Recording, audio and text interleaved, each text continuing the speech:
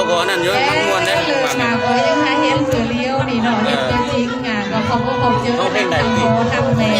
ทางน้องเท่านี่เนาะนี่โจ๊กอยู่นั่นโจ๊กจริงนี่ก็ตานี่ก็หูก็หูสลีลีมาเห็นตัวจริงคือปักตึงเลยอันวันนี้ก็ถือว่าทางครอบครัวของแม่นักบุญเราขอความทำบุญเล่นเก่าหลายครอบครัวเพิ่นจะไล่ตามกองบุญกองทานโจ๊กในแม่น้ำพอส่งทางยาวหาพ่อหาแม่เฮ็ดทีก่อท้องเฮ็ดของก่อแล้วได้ว่าเพิ่นก็ยังทำพิมพ์ก็คำก็หลังสำเนื้อดีมาส่งพรหาพ่อตื่มอีกเนาะแล้วก็มาเห็นรถเห็นสื่อเธอทางพ่อทางแม่ที่ว่าอยู่ทางพี่เนาะเรื่องไปเห็นทีมก็คำสำเนื้อมาพี่มวนเธอซื้อน้ำเดียวเด้อมื้อนี้นะถือว่ารายการเห็นมวนเห็นซื้อนี่แม่ตอนทำอินนี่ก็คักตัวยังตัวแย่ถามข่าวเนาะหลังจากถามข่าวแล้วก็สิไลเอาเลยเขาเห็นเขาคล้องไว้นึงแล้วแม่เขาคล้องเขาเป็นเรื่องตูนที่ท่าขอผ่านของไปเที่ยวหัวสังสารจะเที่ยวหอมเสื้อเขากินน้ำกินข้าวกินน้ำแล้วจังหมอกองหุ้นกองขาดเหนือผลแล้วจังทรงผลขึ้นสวรรค์สันผ่าอีกข้างเราจังพุ่งค้อนแต่เฮาลงมาก็เป็นคำคนแหล่นอกจังสีแล้วเห็นแล้วของจังของจังมวนจังซื้อน้ำเลี้ยวเนอ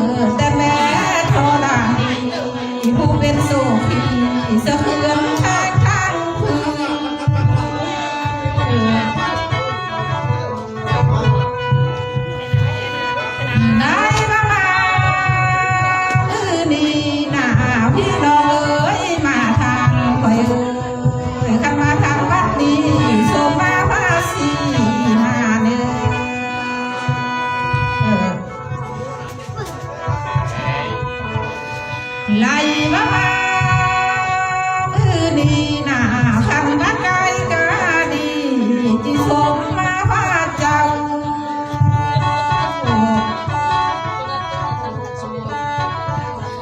อัลวัทินบ่ลำคอยนากะมาเข้าวันสมมาเจ้าผู้เยอะคุณเกิดพอเจ้าสัมภากันเด้อ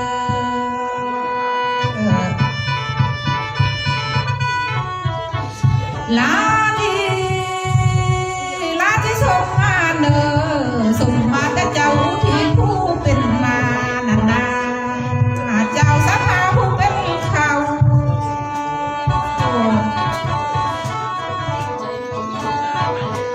ส่งมาแต่เจ้าพี่น้องสมาห่วมงานบุญนี่นะ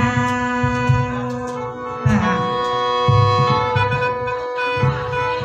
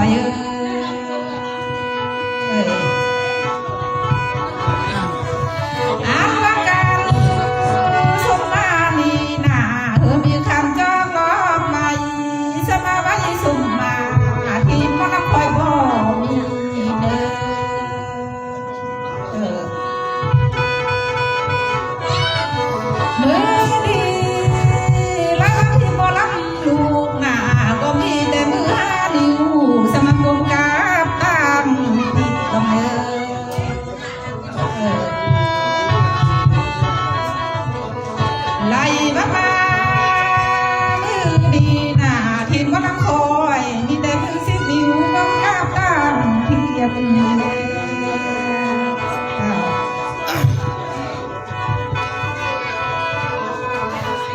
ไล่บ้ามา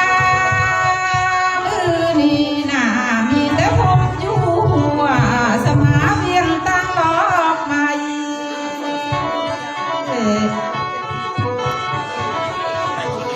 อันบ้าพี่และน้องเอ้ยมีแต่ใส่อยู่ทองเลยที่ทอดออกอยู่ซา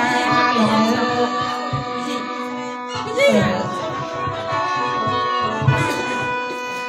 มือนี้แม่มือโอกาสแจงสะสดซื่อเสืองามเห็นน้อง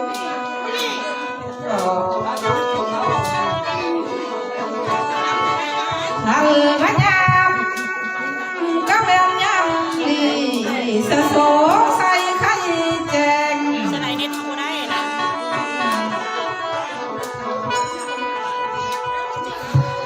อันละแบงคงทำเข้าเสือบ่ว่าเรือละเตอก็ไหลมาถึงนี่แหละ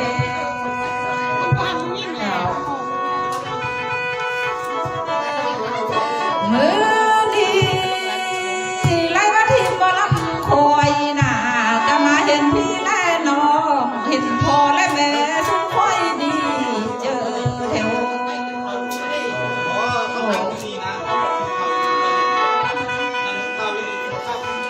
ลาก็ลีเจอแล้วก็มีแนวมาพุ่งเพียพ่อแม่เอ้ยเทียบเธอพูดด้วยลานเธอด้วยเยอะบอกบาน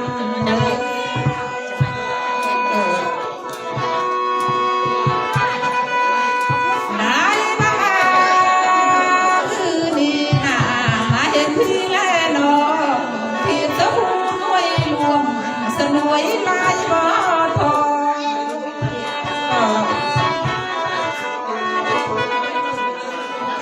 อันมาพอและแม่เอ้ยมาเห็นพ่อแม่พี่น้องหน้าหัวเจอลาบุญ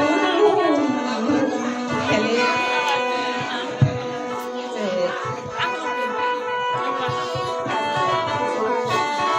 อันละมาฮอดมีหน้าอันละเก้าสมมาสิโจกวนไปกวน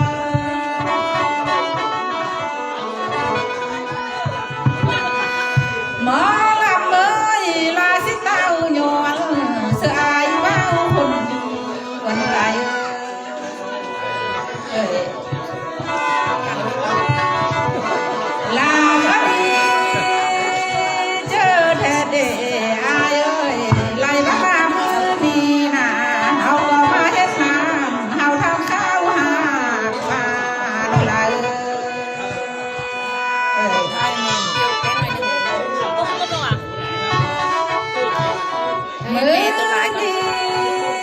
เฮาก็มาเฮ็ดลิ้นเห็นนาตรงนางที่ทำหาเขา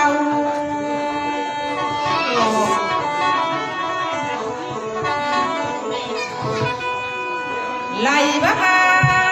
เฮ็ดเจ้าพี่น้องสกำให้เมืองลองนี่นาหมอรับคอยที่ทางลูกน้องคนพ่อแม่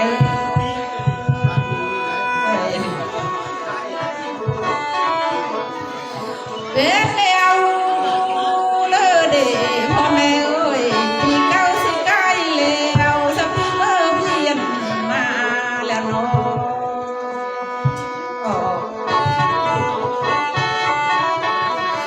อันละพอและแม่น่าอยู่ทางพี่น่าเพื่อก็สูงจูล้วนสลวยเล็บสมพานหลอก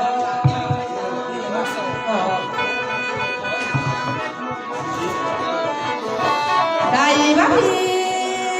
และน้องพ่อและแม่กับพายเมืองลอง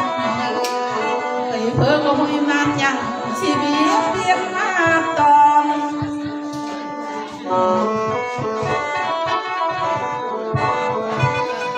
อัลวานาตะนีเมื่อนานาไล่บ้าพี่และน้องหันหาวสุคนบ่ลาพ่อแม่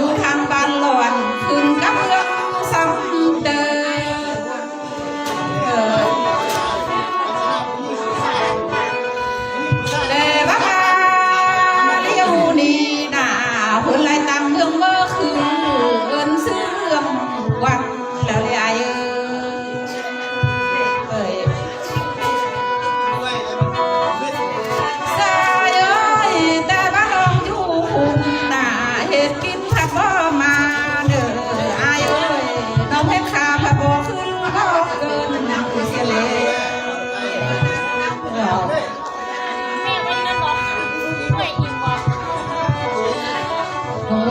ยสายเอ้ยไล่มาอยู่ไล่ผ่าไทยบ้านวันนี้ได้เด้อ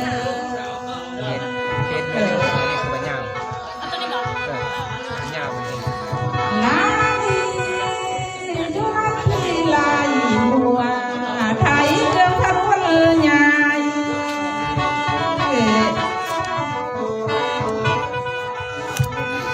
หมอลำเอ้ยไล่บ้านน้องจำพายทงละเลี้ยวแคมสั่งมาเด้อไอ้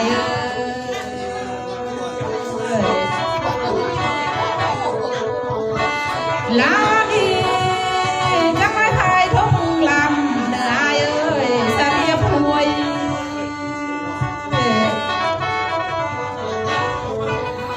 ไล่บ้านพ่อ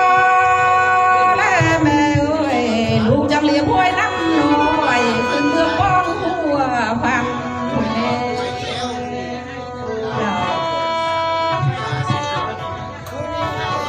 ไล่บ้านลาจังลูกแต่นังสปาพับห้างเลี้ยงมาเดือพ่อแม่เอ้ยมาทานไป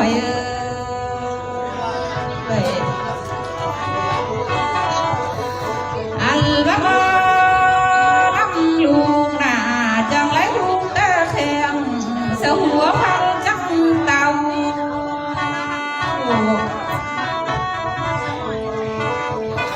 พ่อแม่ต้นบุญลุงเอ้ยลุงจังไรเข้าจังสกำหายเบี้ยจันคุณเอ๋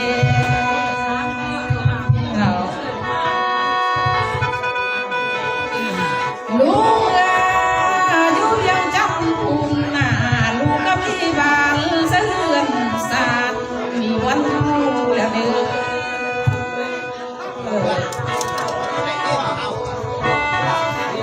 ไล่บักวังอยู่คอยหน้าปัจจุบันนี้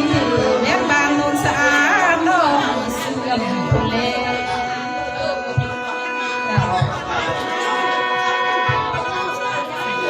หันบักเมืองไทยทั้งนี้เป็นสื่อเด้อพ่อแม่เอ้ยจำเชื่อไว้เสมอหน้าญาติเด้ออันบักและน้องสกำไพ่เมืองดองนี่นาหาไว้เพื่อเพียงจันทร์คุณนา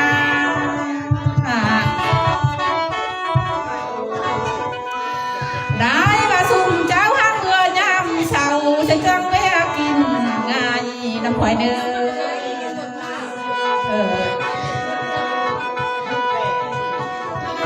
อันวักเรือ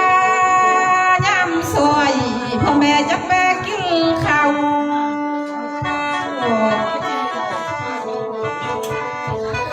ไหลบาไหลเต้าทางเบี่ยงจันนันนา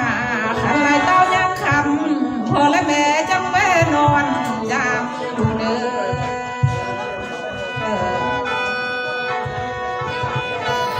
อันวัดทำไปเนื้อทำหาเสื้อแรงใหม่บาแม่ไทยองดง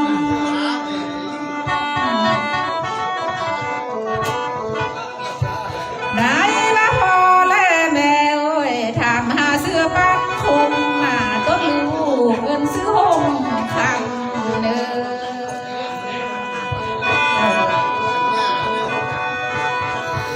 นาตะลี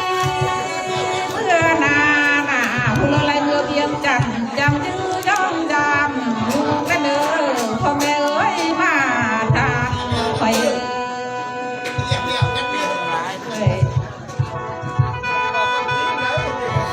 เมื่อนี้ขันบ้ามาหอดดีหน้าหน่อยกินเลยหมอลำน้อง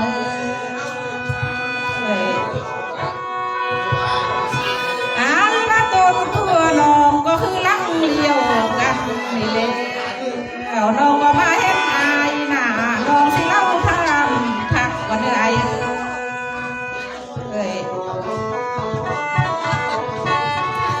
หมอลำเอ้ยมองเทียนคอยเอ้ยน้องก็หักสุขอายต้นน้องพาเล่าทำหาเลย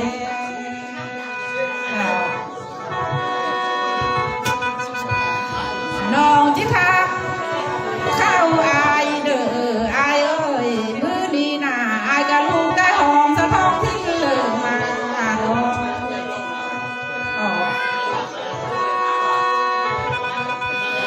สายเอ้ยไรมามือนี้น่ะมาแต่ไกลบ่หรือมาแต่เกินอายมาแต่เตอบ่หรือมาแต่เนื้ออายเบาเด้อเราต่อพ่อแม่เฮาหักอาย